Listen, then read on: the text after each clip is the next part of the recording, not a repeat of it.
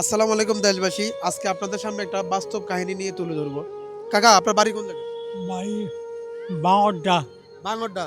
বাঁওড়ে গাঙ্গের ইয়া আচ্ছা, আপনার বয়স কত? হাসুস হ্যাঁ, ১০৫ ১০৫। কাকা ১০৫ বছর বয়সে কাকা এখনো রাস্তায় টাকা খুঁজতেছে। বিষয়গুলো আপনি ফলো করছেন? একটু এদিকে আসো। উনি টাকা খুঁজতে খুঁজতে ওনার বর্তমান হাতটা একটু দেখেন গাইস, কি অবস্থা দেখেন। ওনার ছেলে মেয়ে থাকা সত্ত্বেও উনি রাস্তায় কেন টাকা খুঁজেন? আচ্ছা, আপনার কি ছেলে মেয়ে আছে?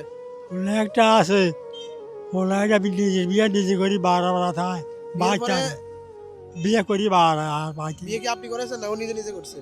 নিজে নিজে করছি বিয়ের আগে ছেলে ভালো ছিল।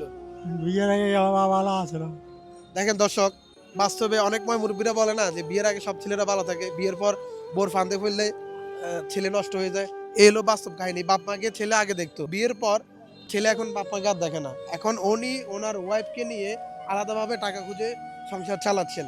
একজন ছেলে থাকা সত্ত্বেও বাবা কেন রাস্তায়, আমি আজকে আপনাদের সামনে এই বিষয়টা নিয়ে তুলে ধরতেছি। এই যে বাবাকে দেখতে পাচ্ছেন, ১০৫ বছর বয়সে উনি রাস্তায়।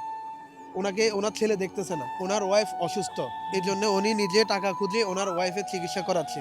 ওনার ছেলে বিয়ে শাদী কইরা আলাদা হয়ে গেছে, এখন আর ওনাকে দেখে না।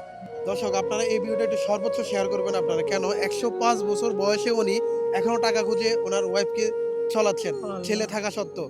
তো আপনারা সর্বোচ্চ ভিডিও শেয়ার করবেন। আমি আমার যতটুকু সামর্থ্য আছে আমি অতটুকু দিয়ে ওনাকে সহযোগিতা করতেছি। ধরেন, রাখেন।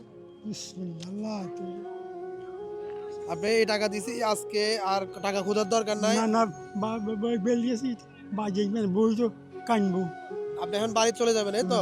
আজকে আর কোনো টাকা টুকু খুঁজবেন না না। না না না আসে গেছে দর্শক, এরকম মানবিক ভিডিও যাতে আমি আরো বেশি করে করতে পারি, আপনারা সবসময় আমাকে সাপোর্ট করবেন, পাশে থাকবেন ইনশাআল্লাহ, যেহেতু আমি ভালোভাবে আরো সামনের দিকে এগিয়ে যেতে পারি।